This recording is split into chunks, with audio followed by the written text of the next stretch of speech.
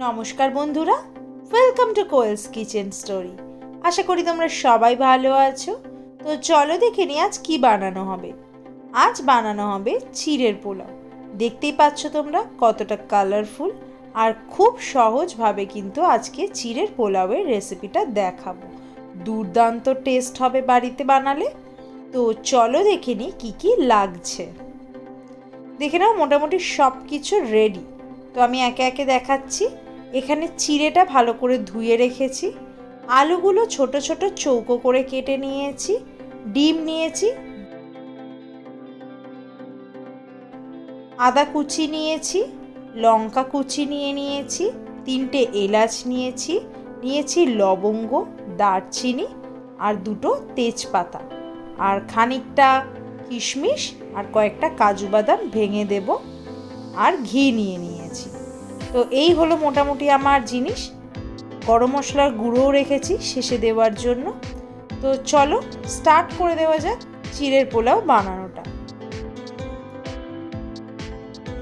দেখো কড়াই গরম করে তার মধ্যে ঘি দিয়ে দিচ্ছি।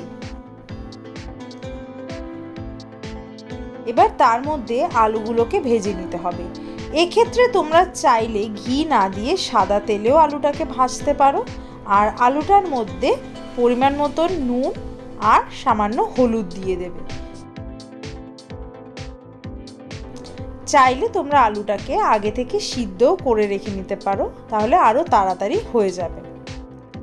দেখে নাও আলুটাকে বেশ লাল করে ভেজে নিয়েছি, আর আলুটা নরমও হয়ে গেছে, চেকও করে নিয়েছি। তো বাকি প্রসেসটা দেখি।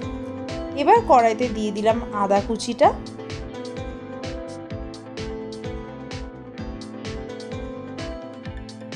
তার মধ্যে লঙ্কা কুচি দিয়ে দেওয়া হচ্ছে।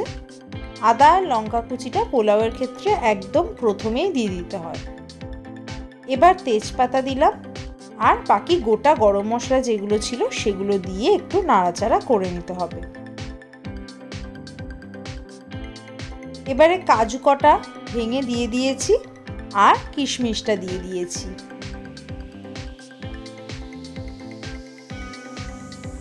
সমস্ত কিছু একটু ভাজা ভাজা হয়ে গেলে তার মধ্যে ডিমটা দিয়ে দেওয়া হলো। আমি প্রথমেই বলেছি যে তোমরা যদি নিরামিষভাবে খেতে চাও তাহলে ডিমটা নাও দিতে পারো। আমি ডিমটা ইউজ করেছি। ডিমটাকে এবার ঝুরি ঝুরি করে ভুর্জির মতন ভেঙে নেব। দেখে নাও চিড়ের পোলাওয়ের পুরো মশলাটাই, মানে যে জিনিসটা চিড়েটার সাথে মিক্সড হবে সেটা তৈরি হয়ে গেছে। এবার চিড়েটাকে দিয়ে দিয়েছি। চিড়েটাকে কিন্তু ভালোভাবে জল ঝরিয়ে দিতে হবে, তা না হলে ঘেটে যাবে। তার মধ্যে নুন আর হলুদ আর চিনি দেওয়া হচ্ছে। এক্ষেত্রে বলে রাখি চিনির পরিমাণটা কিন্তু একটু বেশি দিতে হবে, তার কারণ এটা পোলাও হচ্ছে। পোলাও আইটেমটা কিন্তু একটু মিষ্টি টাইপেরই টেস্ট হয়, তো চিনিটা একটু পরিমাণে বেশি দিতে হবে। আর নুন আর হলুদটা পরিমাণ মতন টেস্ট অনুসারে দেবে।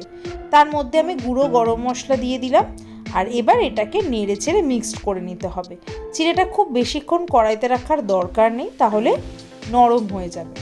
তার মধ্যে একটুখানি ঘি দিয়ে দিয়েছি শেষে গন্ধটা থাকার জন্য। আর এবার সমস্ত কিছুকে নেড়ে চেড়ে মিক্সড করে নিলেই কিন্তু তৈরি হয়ে যাবে চিড়ের পোলাও। তো দেখে নাও তোমরা কত সুন্দর কালারটা এসেছে, খুব সুন্দর হয়েছে, ইয়েলোইশ, একদম কালারফুল। আর ব্রেকফাস্ট হিসাবে, স্ন্যাক্স হিসাবে, বাচ্চাদের টিফিন হিসাবে খুবই ভালো রেসিপি কিন্তু। আর খুব চটজলদিও হয়ে গেল, তোমরা দেখতেই পেলে, কোনো ঝামেলা ছাড়া। আর টেস্টও হবে কিন্তু দুর্দান্ত। তো আমাকে জানিও কেমন লাগলো চিড়ের পোলাওয়ের রেসিপিটা। আর আমার সাথে থাকার জন্য থ্যাংক ইউ ফ্রেন্ডস।